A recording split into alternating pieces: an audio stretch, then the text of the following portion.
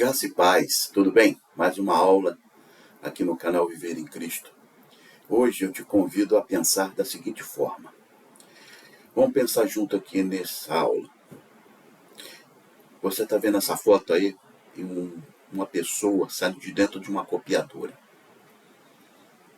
A palavra de Deus nos diz em Romanos 12:2 que nós não devemos nos conformar com os conceitos desse mundo, nos amoldar a este mundo. E parece que o sistema mundano do pecado quer que a gente entre dentro de uma copiadora e saia como ele quer. Será que Deus quer isso de você? Que você seja apenas uma cópia do sistema? Ou você tem um propósito maior nisso? Então é isso que a aula vai falar hoje. Então nós vamos pensar junto aqui, tá? Dentro desses conceitos. Vamos lá? Os princípios de Deus que quebram padrões. Olha só esse texto aqui. Em um mundo onde a conveniência dita norma, a repetição se torna a nossa zona de conforto, a voz de Deus nos chama para uma realidade radicalmente diferente. Deus não pode ser enquadrado em nossos moldes. E nem você foi criado para se encaixar nos moldes do sistema mundano. E acima de tudo, Deus não existe para a nossa conveniência. Ele é. Independente de qualquer coisa, ele é. Então, a fé genuína, preste atenção, a fé genuína, que eu chamo de fidelidade em obediência, nos ensina a romper com o que é cômodo, previsível e seguro. Pois o caminho de Deus é, por natureza, um quebra-padrões de cópia. Deus não te criou para ser uma cópia. Deus te criou para ser você. Porque Ele é em você. Então vamos continuar aqui, ó. Vamos ver que os padrões do mundo escolhem. Mas tem 3 pessoas aqui que os padrões do mundo nunca escolheriam. José, jogado na prisão. Davi, até o pai, quando Samuel foi chamar a família para se reunir, para escolher o rei, Davi não estava. Então, Davi foi escolhido fora da estrutura.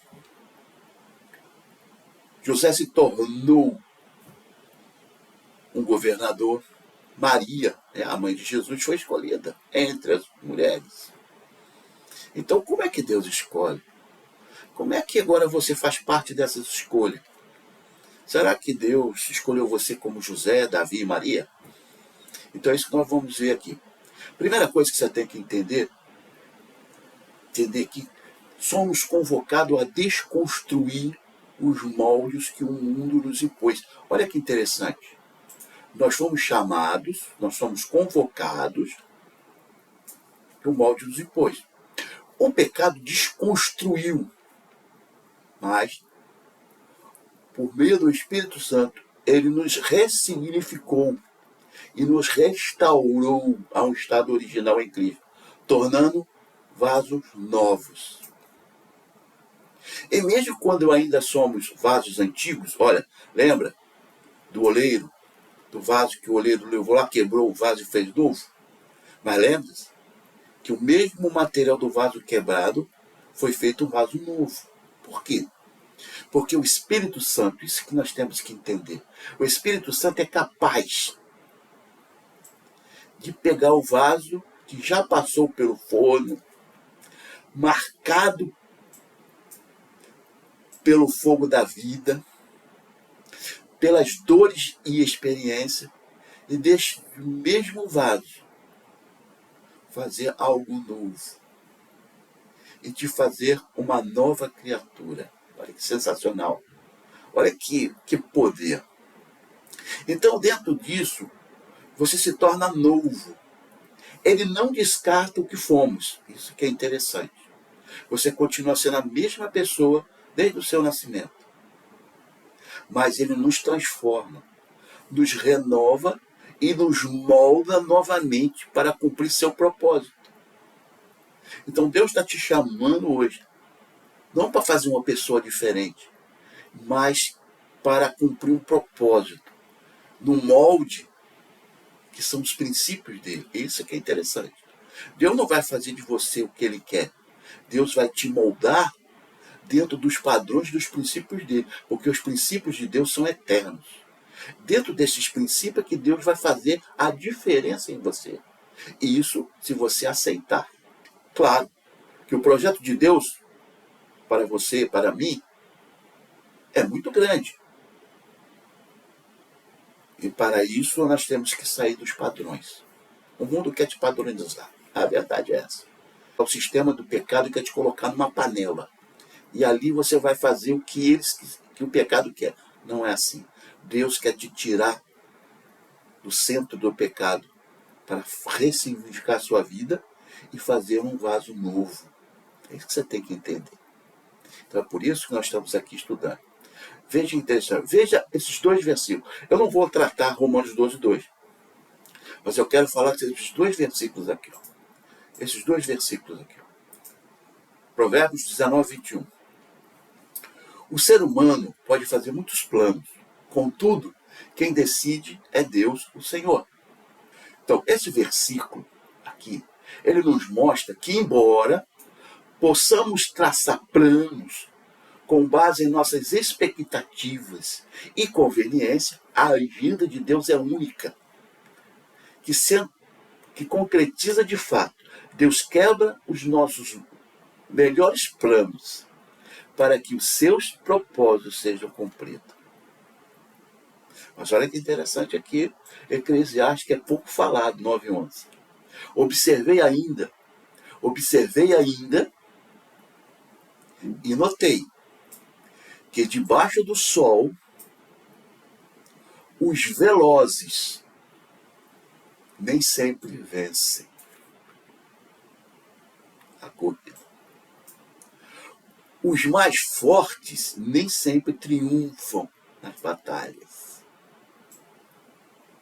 Os sábios nem sempre têm o que se alimentar. Nem a fortuna acompanha sempre os prudentes. Nem os bem instruídos e inteligentes têm garantia de prestígio e honra. Pois o tempo, o acaso, o sistema que você está vivendo, sistema mundano, aquelas pessoas que estão ao seu redor vão te afetar no acaso. Muitas vezes você levanta de manhã e vai dar tudo certo. No acaso acontece, você leva um tropeção, você se machuca, você encontra uma pessoa que te botou para baixo. É o acaso. Você saiu bem, mas chegou em casa derrotado. E quando você passa a seguir os princípios de Deus, as derrotas serão sempre vencidas. E aí a gente vai ver alguns versículos aqui que vai levar você a pensar assim. Então, o que está dizendo Eclesiastes? O que está dizendo Eclesiastes? Este versículo desafia a nossa lógica de mérito e esforço. Que esforço Davi fez para merecer ser rei de Israel e vencer o gigante Golias? Simplesmente ele creu, ele acreditou.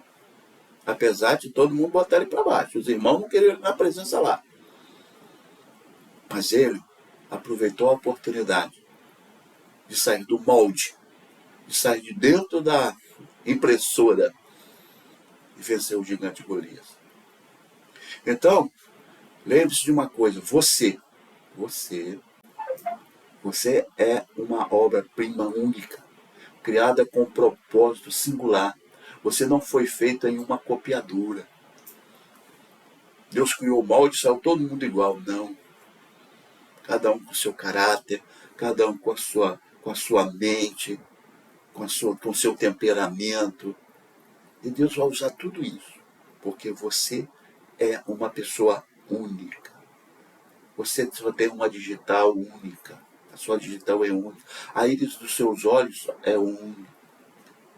Você não foi feito numa copiadora. Em vez disso, você carrega a essência do caráter de Deus em seu interior. Quando Deus te criou, Deus criou a sua imagem e semelhança. Você foi criado dentro do caráter de Deus, dentro dos princípios que Ele rege. Ele é. E se você permitir que Ele seja em você, onde você pode chegar? Você é uma criação original, insubstituível de Deus. Não existe outra pessoa que Deus... Se Deus te chamou para um propósito, você é insubstituível dentro do propósito de Deus. Agora, se você não quiser fazer, aí sim Deus escolhe outro. Que outro que vai ser diferente de você para fazer a mesma obra. Porque a outra pessoa não é igual a você. Então Deus tem os planos dele. Como diz lá em Isaías 46, meus planos, sabe, já estão ditos. Eu já escrevi os meus planos. O que a Bíblia ensina é que cada pessoa foi feita com um propósito, um design específico. Você não é um produto de linha, uma cópia genérica, mas sim uma obra de arte singular, com um DNA espiritual e físico que é só seu. Olha o que diz aqui Colossenses 2,8. Tende muito cuidado para que ninguém vos escravize a vãs e enganosas filosofias, que se baseiam em tradições humanas, em moldes humanos, e falsa religiosidade deste mundo, e não em Cristo. Ó, é em Cristo. Isso aqui é fundamental você entender em Cristo. Então, dentro disso que nós estamos falando aqui, que você saia dessa copiadora, saia de dentro, não deixa ela te criar cópia, que você é único. Então você tem que seguir, aí sim, não é molde, mas sim os princípios, e princípios são eternos. Princípios não são quebrados. Princípios que a Bíblia diz que dá certo, não adianta, não existe outro princípio, é esse princípio. É igual matemática. Matemática não enrola, ela é. Os resultados sempre são matemáticos. 2 mais 2 é 4. Mas lembre-se que 1 mais 1 mais 1 mais 1 também é 4. Mas o resultado é 4. Não tem como somar 2 mais 2 que vai dar 5. Você é único. Você foi chamado para sair de dentro dessa copiadora aqui, ó. Saia daqui. Saia dessa cópia do mundo. Não permita que você entre e saia outro. Daquilo que ela quer. Então, para isso, tem alguns princípios que você tem que seguir. E aqui estão esses princípios. Primeiro princípio, Deus prioriza a humildade da força aparência. A escolha de Davi para ser rei de Israel foi baseado em sua capacidade de humildade. Olha, e ele tinha uma coisa, ele tinha uma comunhão com Deus muito profunda. E uma coisa que ele fazia, ele admitia os seus erros. O Salmo 51 é básico para isso. Ele diz, no Salmo 51, onde aparece a primeira vez a palavra Espírito Santo, no Antigo Testamento e na Bíblia, não retire de mim o teu Espírito Santo. Então Deus escolhe os humildes, os que parecem insignificantes para realizar seus maiores feitos. Ele quebra o padrão humano de julgamento, olhando para o coração. É aí que está. Deus não quer outra coisa da sua vida não ser o seu coração. É do coração, como diz a Bíblia, que sai os desígnios da sua vida.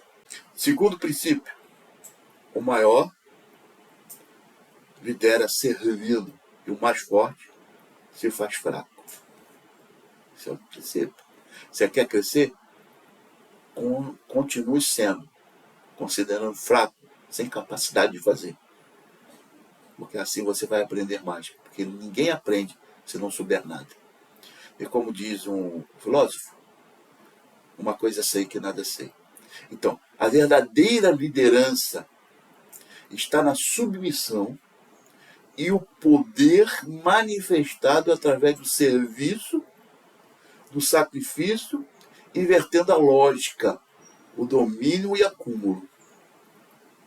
Foi o que diz lá Eclesiastes. Não importa se você tem muito dinheiro, você pode perder tudo. O acaso. Nem sempre o sábio vai conseguir ter honra. E assim vai. Eclesiastes deixou bem claro aí em cima. Atitude. Olha aqui, ó. Qual é o exemplo bíblico? A atitude de Cristo, que sendo Deus se humilhou. Tenho em vós o mesmo sentimento que houve também em Cristo Jesus, o qual, embora sendo Deus, não considerou ser igual a Deus, como algo que devia agarrar-se, mas esvaziou de si mesmo, tornando a forma de servo, fazendo semelhante aos homens, e sendo encontrado em forma de homem, humilhou-se a si mesmo, tornando-se obediente até a morte de cruz. O terceiro princípio, misericórdia, supera a retribuição. Isso é o fato. Muitas vezes nós pensamos que as pessoas nos fazem mal, nós temos que revidar. Pessoas que falam mal da gente, a gente tem que revidar. A misericórdia supera a retribuição. O terceiro princípio aqui, a misericórdia supera a retribuição. A justiça de Deus se manifesta através do perdão e não a retaliação, estendendo misericórdia aos inimigos, em contraste com a lógica retributiva do mundo. O mandamento de Jesus é para amarmos os nossos inimigos. Eu, porém, vos digo, amai vossos inimigos, bendizei os que vos amaldiçoam. Mateus 5,44. O quarto princípio, a abundância vem da renúncia. Opa! A verdadeira bênção e a multiplicação vem através da generosidade e da renúncia, em vez de se basear na acumulação e na segurança. A minha segurança está em Deus. Olha o que Deus falou. Se eu cuido dos animais da terra, eu vou cuidar de você. Se eu cuido do lírio do campo, não vou cuidar de você. Agora, você tem que entender. Você tem que renunciar. E a única renúncia que Deus pede para você, renuncie a si mesmo. Renuncie a si mesmo. Pegue a sua cruz e siga a Cristo. Olha o que diz 2 Coríntios 9,6. Eu digo isto, aquele que semeia pouco, também ceifará pouco. E aquele que semeia em abundância, e abundância também ceifará. E o quinto princípio aqui, o impossível se torna possível. Deus opera fora dos limites da lógica. O próprio anúncio do nascimento de Jesus esperava um rei poderoso, e ele nasce numa manjedoura de uma mulher simples. E ele nasceu lá. Porque para Deus nada é impossível. Mas continuando aqui, um Deus que quebra padrões religiosos para revelar a graça. Os homens criam um padrão religioso baseado em rituais de sacrifício, mas Deus revela o seu princípio. É a misericórdia do relacionamento. Jesus ecoa isto em Mateus 9,3, ao dizer aos fariseus que não vim para os justos, mas os pecadores. 2. Deus escolhe os improváveis para cumprir seus propósitos. Deus escolheu as coisas loucas deste mundo para confundir as sábias. E Deus escolheu as coisas fracas deste mundo para confundir as fortes. 1 Coríntios 1,27. O ser humano sempre vai valorizar o poder, status, sabedoria. Porém, Deus quebra esse padrão, escolher os humildes, os desesperados e os improváveis. Davi era improvável, Deus escolheu. E se tornou o maior rei de Israel. Tanto é que Israel, a bandeira de Israel é a estrela de Davi. Deus confronta, olha, isso aqui é interessante. Deus confronta os padrões de justiça humana. Ouviste que foi dito olho por olho, dente por dente, sempre revidar? Não revide. Aguente a pressão. Tenha fé. Acredite. Esteja nas mãos do Senhor. Confia nele. Entrega tudo, né, nas mãos do Senhor e confia nele e tudo fará. É confiança, não tem outra coisa. A justiça humana é retributiva.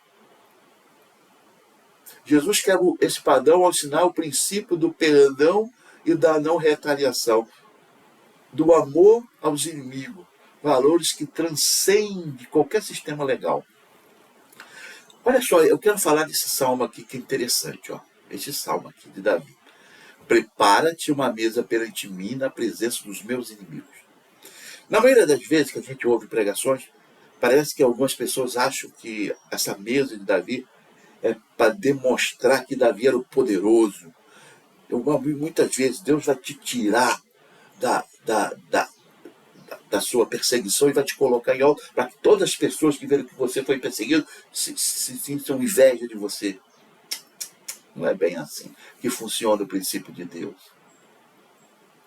A interpretação desse salmo, prepara-te uma mesa perante mim, na presença dos meus inimigos, é de fato de que a mesa é um símbolo de abundância e proteção de Deus. Um banquete triunfal que mostra supremacia de Davi sobre todas as ameaças.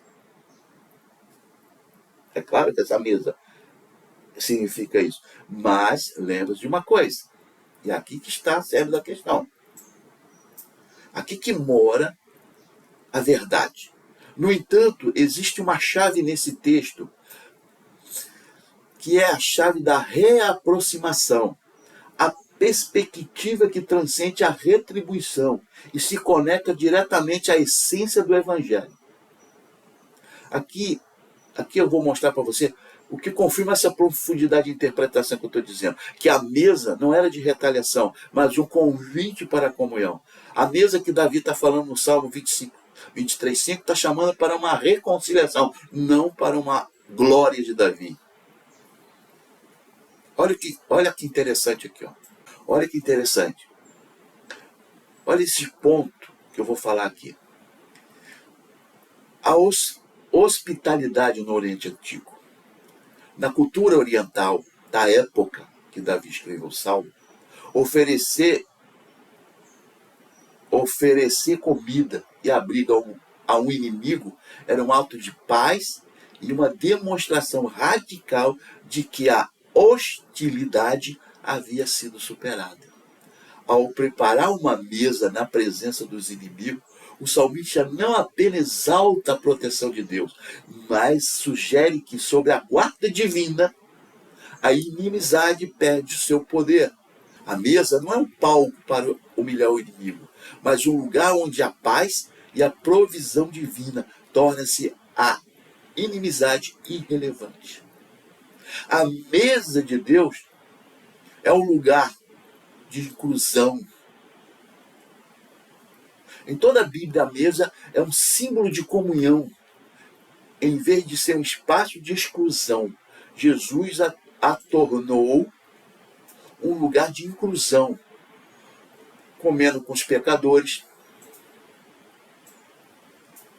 com os marginalizados. A mesa preparada na presença dos meus inimigos pode ser vista aparentemente como um ato de vingança, mas sim como um convite silencioso à comunhão, um padrão que Jesus encarnou perfeitamente ao amar seus adversários. Ame seus adversários. Ame aqueles que fazem fofoca de você. Ame aqueles que não querem deixar você seguir em frente na obra de Deus. Não se preocupe. É muita batalha. Muita batalha para você enfrentar. Você muitas vezes vai ser rejeitado. Mas Deus não te rejeitou, porque você não faz parte do molde deste mundo.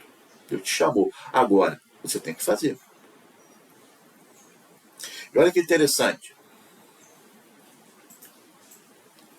A verdadeira vitória não está na derrota do inimigo, mas na transformação do coração que nos permite viver em paz, mesmo em sua presença. Mesmo na presença do seu inimigo, você vive em paz. Mesmo. Eu me lembro que eu trabalhei numa empresa aqui chamada MIP, em Aracaju. E tinha um cara lá que, rapaz, aquele cara me perturbava. Me perturbava. Não sei, ele tinha raiva de mim, não sei porquê. Um dia ele comprou um carro. A primeira coisa que eu fiz, ele chegou de manhã, eu sempre chegava cedo, né? E ele era um dos terceiros a chegar. Quando eu vi que ele chegou com um carro novo, eu achei, rapaz, carro bonito. Deixa eu dar uma olhada aí. Eu entrei no carro, peguei no volante do carro e disse assim: Senhor, muito obrigado por você ter dado o carro ao meu amigo de trabalho. Que Deus continue abençoando, esse carro seja uma bênção para ele. Pronto. A partir daquele dia, eu mudei a história. Ele passou a me defender. E se tornou um grande amigo até hoje. Depois eu fui embora de Aracaju, mas eu me lembro, quando eu estava aqui antes de ir embora para outra cidade, fui trabalhar, ele uma vez por mês trazia do sítio dele laranja, frutas, legumes para mim. Porque só um dia eu entrei no carro, segurei no volante do carro e falei: Senhor, continua abençoando meu amigo aqui do trabalho. Então, você tem que aprender que Deus redefine o valor do próximo. Amarás o teu próximo como a ti mesmo. A cultura judaica da época, o próximo era limitado ao povo judeu. Jesus quebra o padrão ao contar a parábola do bom samaritano, ou seja, a bênção era só para os judeus, mas agora Jesus quebra e fala: agora a bênção é para todos. E dá o exemplo do bom samaritano. Então, Deus transforma padrões de liderança. Quem quiser se tornar grande entre vocês será o servo. O mundo exalta líderes, dominadores. Jesus ensina que o maior é aquele que serve. Um princípio que subverte completamente os padrões humanos de autoridade e poder. Jesus é o cabeça da igreja. Ser o cabeça significa que ele é a fonte de toda a vida, a autoridade e a direção. O corpo da igreja só funciona e cresce de maneira saudável quando está em perfeita sintonia e submissão com o cabeça chamado Cristo, porque Cristo é o cabeça. Então, é por isso que sem ele não existe verdadeira liderança.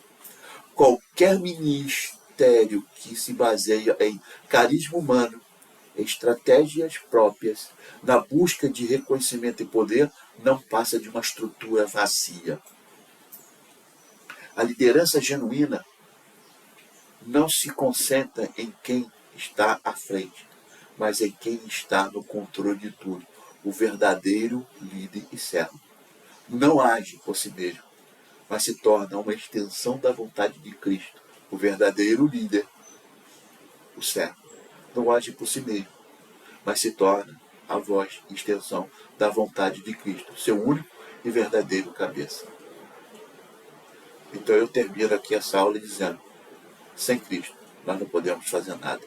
Com Cristo nós podemos fazer tudo. Em Cristo, estamos aqui, sem Cristo. Com Cristo, sem Cristo. Então Deus te abençoe. E se você puder contribuir com um like aí nessa aula e se inscrever no canal, eu te agradeço, para continuarmos levando a palavra de Deus simples, curto e objetivo. Deus vos abençoe. Amém.